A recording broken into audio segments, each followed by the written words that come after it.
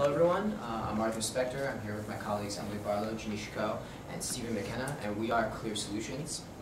I'm going to be presenting to you today our development strategy to getting our product to market.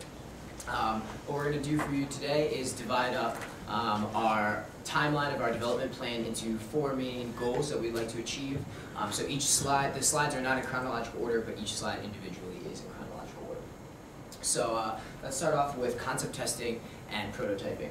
This is going to take place mostly over the year 2010. And one other thing to point out is that we're doing bi-monthly blocks here. First important step is to resolve product issues. These include things such as substrate and flexibility issues. These are important to determining how we're going to manufacture our product exactly, how easy it is going to be to bring to our consumers.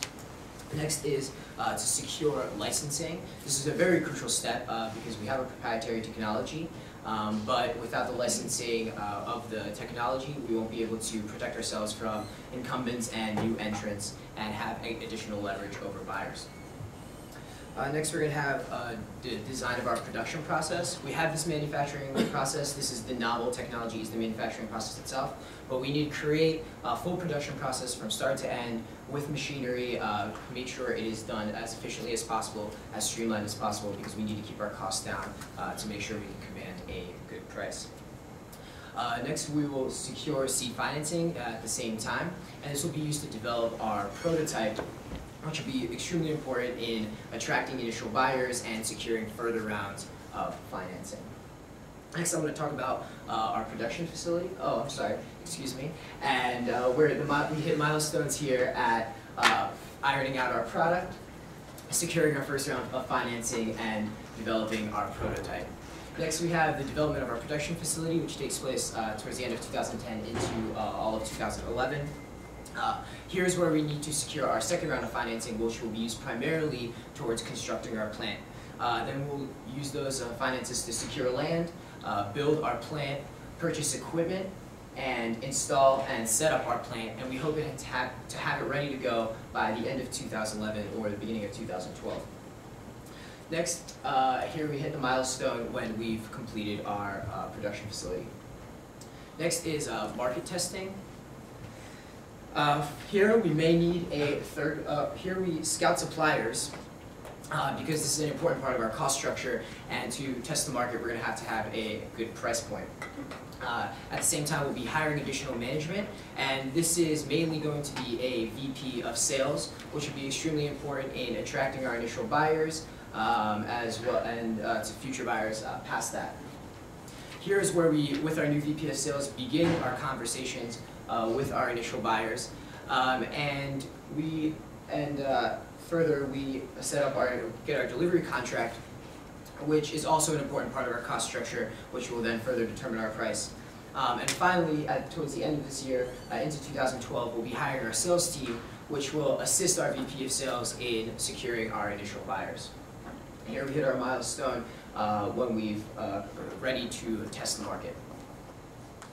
And finally, we have our production startup.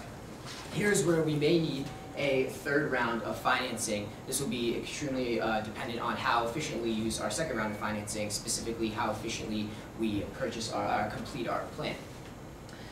We will have to secure the initial buyer contracts. Mind you, we've been having these conversations with our potential initial buyers for some time now, so we hope to have some trust built up, a good rapport, and we hope to finally attract these big suppliers such as Samsung or LG, big buyers, I'm sorry, such as Samsung and LG, by offering them an exclusive 1 or 2 year contract. We believe this is not going to hurt our ultimate market potential because providing to the demand of someone like Samsung or LG will be difficult enough as it is to begin with. Well, at the same time, we'll be troubleshooting our plant once again to make sure that we are creating our product as efficiently as possible to keep our costs down.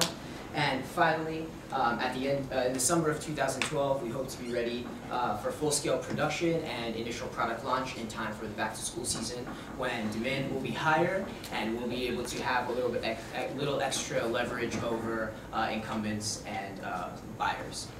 So with that, I'd like to open it up to any questions.